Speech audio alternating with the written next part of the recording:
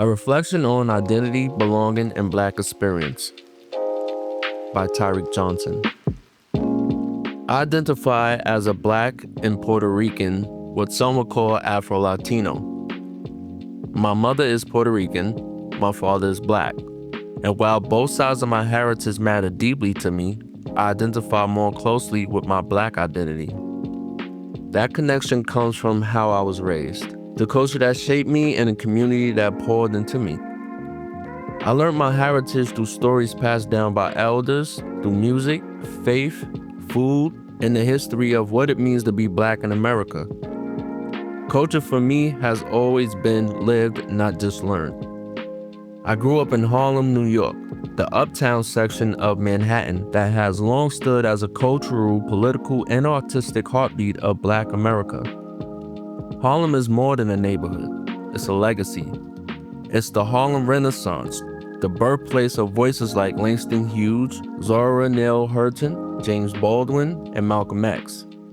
It is jazz spilling out of the brownstones, activism, rooted in survival and pride, and forged through resistance. I grew up on the west side of Harlem, but I also spent a lot of time on the east side, East Harlem to be exact. Known to us natives as El Barrio, or Spanish Harlem, where my abuela, grandmother, lived. Both sides of Harlem raised me, but both cultures shaped me equally and both resonate deeply with who I am today. Unlike some culture divides seen elsewhere, Black communities that are African American, Caribbean, Haitian, Nigerian, all set themselves apart.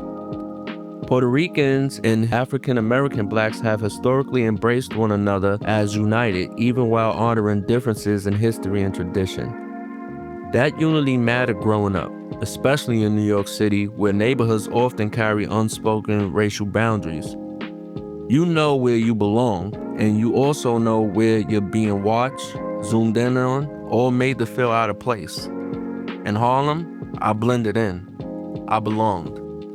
What I want others to understand about the Black experience is this: textbooks don't always teach lived truth. Some things can only be learned through learning relationships and humility, and stereotypes exist, and we joke about them too, but they don't define us. Having a Black friend doesn't give you or anyone a pass. It means you're invited to the cookout, which in our language means you're embraced, but not exempt. And while this may bring a smile, most Black folks prefer to be called Black. African American, that works in a professional setting, but Black is enough. Respect shows up in listening, asking genuine questions, and being willing to learn without performing. If I could offer one reminder for others to carry forward, it would be this: curiosity builds bridges faster than assumptions ever will. If you don't know, ask. If you make a mistake, own it. If you're invited in, show respect. Black history is American history, and Black culture, like all cultures, is not a monolith. It's layered, joyful, complicated, resilient, and deeply human.